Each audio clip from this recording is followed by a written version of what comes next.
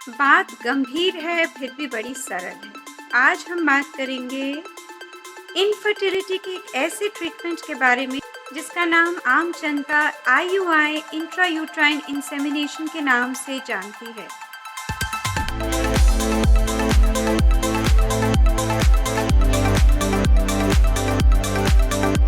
IUI एक बहुत ही सरल उपाय है, एक बहुत ही सिंपल, बहुत ही इनएक्सपेंसिव, कम खर्च वाला एक ऐसा उपाय, एक ऐसा ट्रीटमेंट जो कि बांझपन, इनफर्टिलिटी के मरीजों के लिए बहुत ही फायदेमंद है।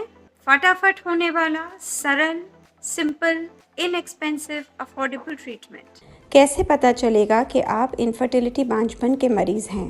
जो दंपति, जो कपल 1 साल से साथ में रह रहा है, नियमित रूप से संभोग कर रहा है, 12 महीने गुजर चुके हैं और कोई भी गर्भ निरोधक का इस्तेमाल नहीं कर रहा है और उसके बच्चे नहीं हुए हैं, वो लोग इनफर्टिलिटी के मरीज कहलाए जाते हैं।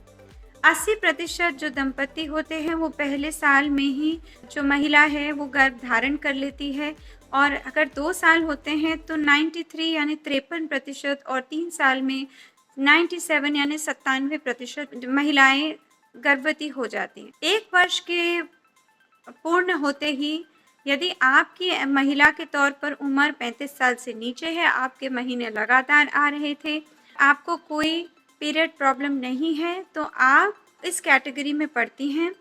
यदि आप 35 साल से ऊपर की हैं या 35 से नीचे की हैं पर आपके पीरियड्स अटपटे आते हैं, तो आपको 6 महीने का इंतज़ार से ज़्यादा नहीं करना चाहिए और अपने डॉक्टर से संपर्क करनी चाहिए। IUI किस में ये इस्तेमाल होता है, कौन सही कैंडिडेट है, कौन से राइट इंडिकेशंस हैं, किस में ये काम नहीं करेगा, ये उपाय किस तरह से किया जाता है, इसका प्रोसीजर क्यों हम सरल मानते हैं और इसको करने के बाद क्या सक्सेस रेट होता है। IUI किस मरीज के लिए किया जाता है?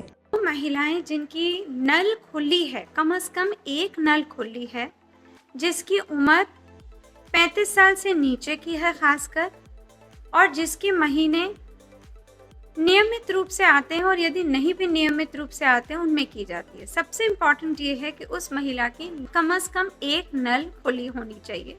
उन पुरुषों के लिए लाभदायक है जिनका जो शुक्राणु है, यानी जो पानी है, शुक्राणु उसमें जो मात्रा है, उनके शुक्राणु की मात्रा कम हो या वो कम स्पीड से चलती हो, कम मोटिलिटी हो, उनके लिए काम आता है। पर जो पूर्ण मात्रा है वो कम से कम 30 मिलियन स्पर्म होनी चाहिए। यदि वो 10 मिलियन स्पर्म से नीचे है तो वो IVF के लिए श्योर शॉट कैंडिडेट है और वो IUI के लिए नहीं है। यदि कोई दंपति है जिसमें जो पति हैं उनको संभोग करने में कोई इरेक्शन की कोई तकलीफ है, इरेक्टाइल डिसफंक्शन है, तो उनमें भी मदद करता है। वो कैंडिडेट होते हैं जहां पुरुष और महिला दोनों ही में कोई भी कारण पता ही नहीं चला हो कि भाई क्यों ऐसी ये तकलीफ है, यानी अनएक्सप्लेन इनफर्टिलिटी। पर इसमें क्या होता है, नलों की जांच हो चुकी होती है, पति के शुक्राणु की जांच हो चुकी है, अंडे की मात्रा की जांच हो चुकी होती है, और महिला में दूरबीन यानी लैप्रोस्कोपी, हिस्ट्रोस्कोपी जांच हो चुकी होती है। IUI में क्या प्रक्रिया होती है? IUI में महिला की कोई ऑपरेशन, कोई सर्जरी नहीं होती।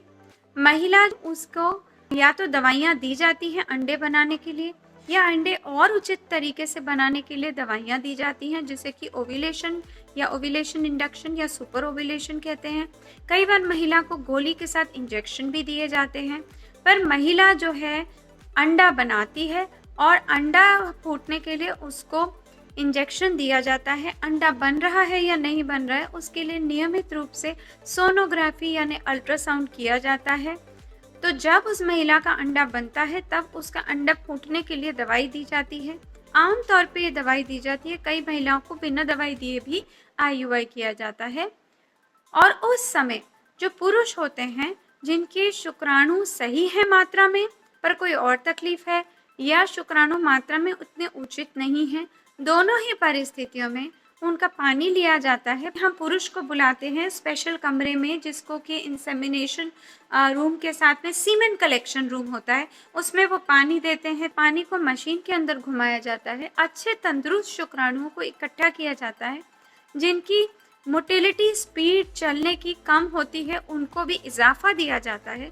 तो इसको मशीन में, जो कि एक सेंट्रीफ्यूज है जिसके अंदर घुमाया जाता है, उस मशीन के अंदर घुमा के अच्छे शुक्राणु जो ज़्यादा फुर्ती, ज़्यादा लचक के साथ चलते हैं, उन शुक्राणुओं को इकट्ठा किया जाता है और वो जो पानी है वो एक पतले से कैथेटर, पतले से ट्यूब में डाल के उनके अंदर महिला को लेटाया जाता है और महिला के अंदर योनि मार्ग से डाला जाता है।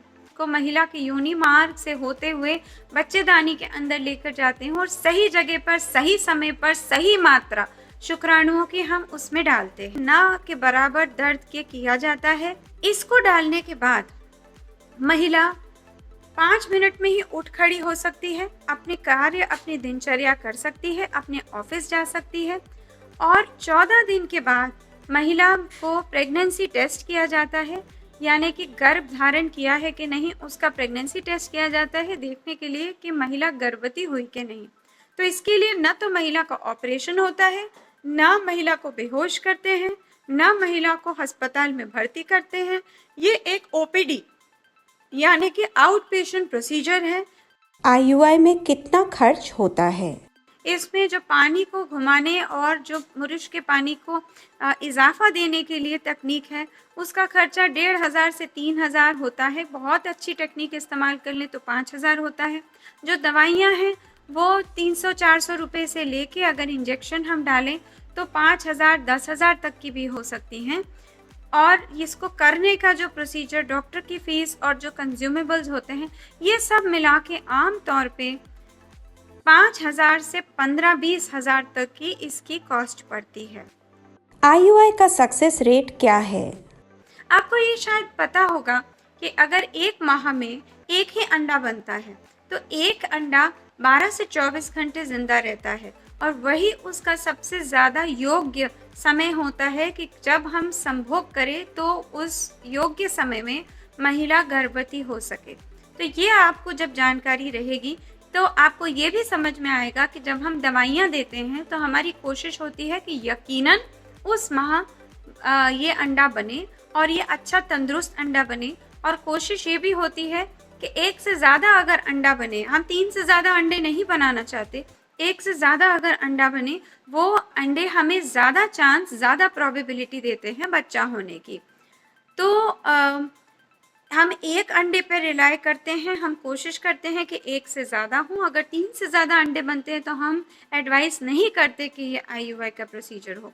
पर आपको ये भी समझना है कि यदि सब कुछ नॉर्मल हो रहा है और बहुत बढ़िया से नॉर्मली सब कुछ हो रहा होता और दंपति संभोग करते, तो एक महीने में 20 से केवल 40% यानी कि 100 महिलाओं में से 20 से 40 महिला ही केवल गर्भवती होंगी।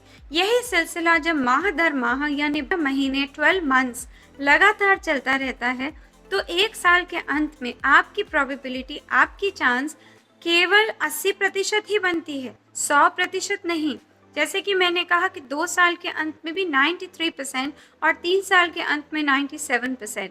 तो पहले साल में 80% ही बनती है और हर माह 20 से 40 बनती है। तो ऐसा नहीं है कि 40/12 और हम लोग को 480% सक्सेस रेट मिले, ऐसा नहीं है।